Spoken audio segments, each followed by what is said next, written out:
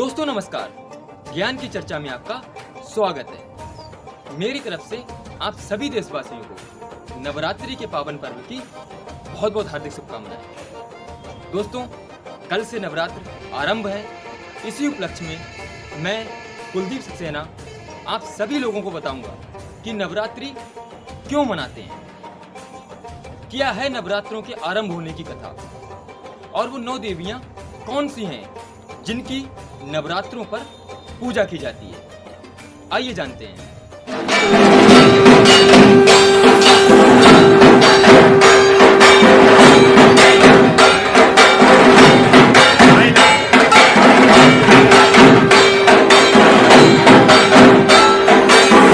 दोस्तों, जब भी बात नवरात्र की आती है तो हमारा दिमाग पाठ, पूजा, देवी माँ की अर्चना, आरती तक ही सीमित रह जाता है।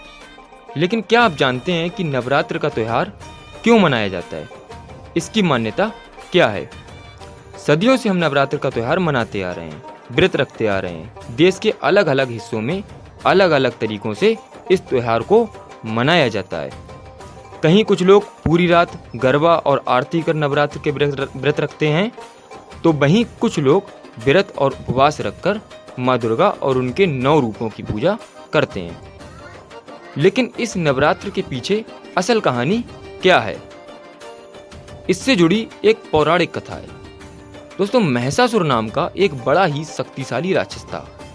वो अमर होना चाहता था और उसी इच्छा के चलते उसने ब्रह्मा जी की कठोर तपस्या की।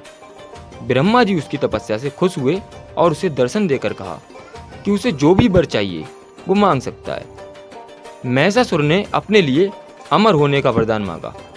महिषासुर की ऐसी बात सुनकर ब्रह्मा जी बोले, जो इस संसार में पैदा हुआ है उसकी मौत निश्चित है, इसलिए जीवन और मृत्यु को छोड़कर जो चाहो मांग लो। ऐसा सुनकर महिषासुर ने कहा, ठीक है प्रभु, फिर मुझे ऐसा वरदान दीजिए कि मेरी मृत्यु ना तो किसी देवता या असुर के हाथों हो और ना ही किसी मानव के हाथों, अगर हो तो किसी स्त्री के हाथों ही हो।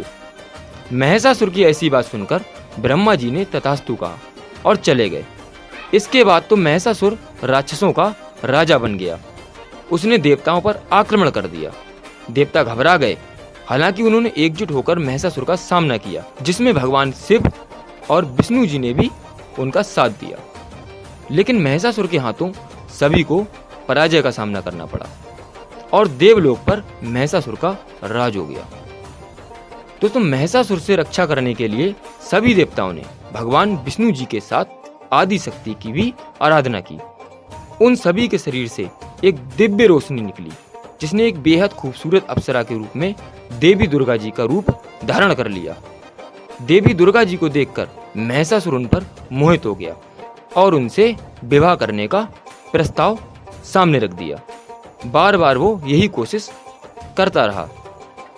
देवी दुर्गा जी मान गईं, लेकिन एक शर्त पर। उन्होंने कहा कि महिषासुर को उनसे लड़ाई में जीतना होगा। महिषासुर मान गया और लड़ाई शुरू हो गई, जो 9 दिनों तक चली। 10वें दिन देवी दुर्गा जी ने महिषासुर का अंत कर दिया। तो दोस्तों, तभी से ये नवरात्रि का पर्व मनाया जाने लगा। दोस्तों, नवदुर्गा हिंदू पंथ में माता दुर्गा अथवा पार्वती जी के 9 रूपों को एक साथ कहा जाता है। इन 9 दुर्गा को पापों की विनाशिनी भी कहा जाता है।